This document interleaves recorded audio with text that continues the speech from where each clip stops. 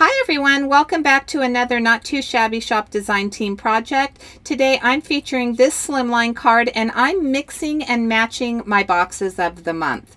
I have the August box of the month and I believe it's either the May or the June coffee box of the month that I will be combining to create my card.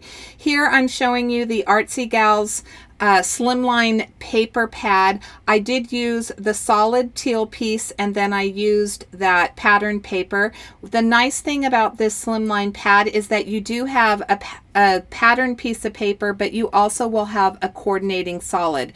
So I thought I would take advantage of that because that solid image is going to allow me to heat emboss a sentiment from the Drink the Coffee stamp set. I'm going to do about 2.5 minutes of Copic coloring. I'm coloring in this rose, which is from the Brighten My Day stamp set, which is the August box of the month. I used some RV markers. Where the petals meet, I started with an RV6, blended it out with an RV4, and finished coloring in that white space with an RV2. I go back and color my image again the exact same way, and then we're going to move on to that coffee cup. So the to-go cup comes from the I Heart Coffee stamp set, which was part of either the May or the June box of the month, and I wanted to show how well these boxes coordinate together. I know a lot of times we get new products and then we move on to those new products and forget about the other ones that we have. If you're a subscriber to the box of the month and are on auto ship, one of the benefits is that you, one, don't miss out on a box. The coffee box actually sold out in 2 days, but also, as I said, these stamp sets do coordinate well together, and I wanted to highlight that fact that you can mix and match the ephemera pieces, you can mix and match your stamp sets. Don't forget when you get a new box of the month to look at what you already have and try to coordinate them for new and interesting projects. For that to-go coffee cup, I did use some BG markers. My darkest color was a BG 34. I blended it out with the BG 23, and then my lightest color was BG 32. I'm going to color the band with a pink combination. Those caps are on the screen, and then I do bring a purple combination in. I want to say the purple combination is like the V17, 15, and 11, I want to say. So my color combinations are going to mostly be teal, pink, and purple. Here I'm going to do some heat embossing. There's the sentiments from the Drink the Coffee. This was also one of the stamp sets from either the May or June box of the month, and I'm going to do some heat embossing. So I am going to center the sentiment that says, "All I need is coffee and scissors." And since this is the Artsy Girl box of the month, which has tons of cute little art images on it, I thought that it was the perfect sentiment for my card. I'm going to use some gold embossing powder over this VersaFine black onyx ink, and I'm going to take my heat tool to the paper a little too long.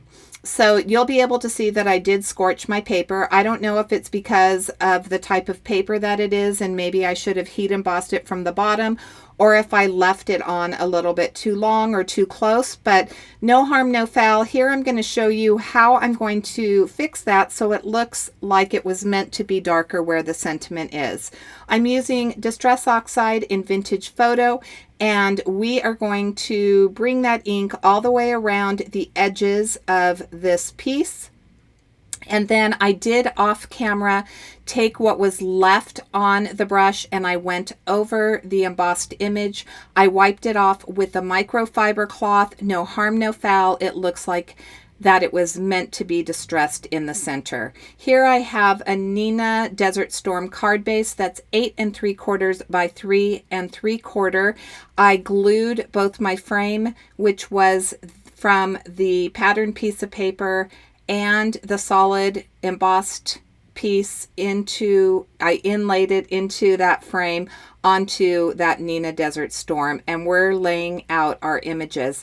Now I knew I wanted both of the roses to be in the top left and bottom right corners. That I knew, but I am going to move down those coffee cups. I like them a little bit lower, and that's one of the things that I really love about slimline card building is that you can add so many different elements to your card, and I tried to get as many of the images as I possibly could on here.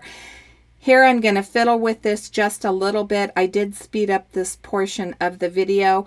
Some changes that I'm going to make. So where I just put in those 2 leaves on the upper right hand side, I am going to change that up a bit. I'm going to put the palette, the watercolor palette, behind the coffee cup here.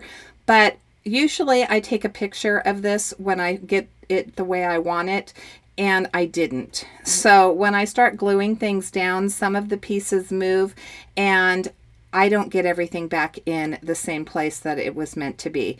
No big deal. I still like the way that the card turned out, but I did want to show you that it did happen, that my layout did change just a little bit, and that's perfectly fine. But if you don't want that to happen, take a picture so you know exactly where everything was. I just was in the groove. I didn't think about it. Once I moved those things, it just, you know, I just had to change it up. So here's where it happens. Right there, you see I'm trying to tuck that in, and that leaf cluster just did not want to help me out. So now I'm going to have to free form. I should have just laid everything out, but I didn't. So I'm just, I'm going rogue here. I'm just going to put everything back where I think that it should be. And again, it doesn't all end up where I had it, but for the most part, it does. I love the way this card turned out. You're surprised, I'm sure, that I didn't use any dimension on this. I thought about it. I thought about it hard, and I thought, nope, nope, nope. I'm not going to add foam tape to this. But of course I do bring in some sparkle and shine because that's just how I roll.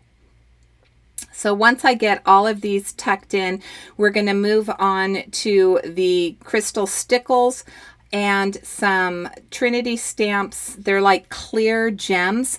I'm going to add the clear gems all around my card, and once I get those glued down, I do use art glitter glue. That art glitter glue is going to look really milky through the clear gems, but fear not, those do dry clear, so it's my favorite glue for gluing down anything that's clear.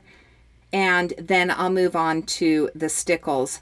I will add the crystal stickles to my cupcake, to the foam on the cappuccino or frappuccino mug, and I use it in one more place. I can't remember where the other spot was that I used the stickles, but I will add that stickles in, and then that will be my card for today. If you haven't subscribed to the box of the month, we would absolutely love for you to consider that. If you haven't subscribed to either the Not Too Shabby Shop channel, if that's where you're watching, or my channel, we'd love you to do that as well. Ring the bell so you're notified whenever we do upload a video. I will show you a close-up of this card when I'm finished, and I will have all of the products linked in the description box below. There it was the heart. I knew there was one other piece that I added that stickles to.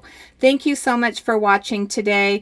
Don't forget to head over to the Not Too Shabby Shop and check out the box of the month. Until next time, I hope you have a fabulous day.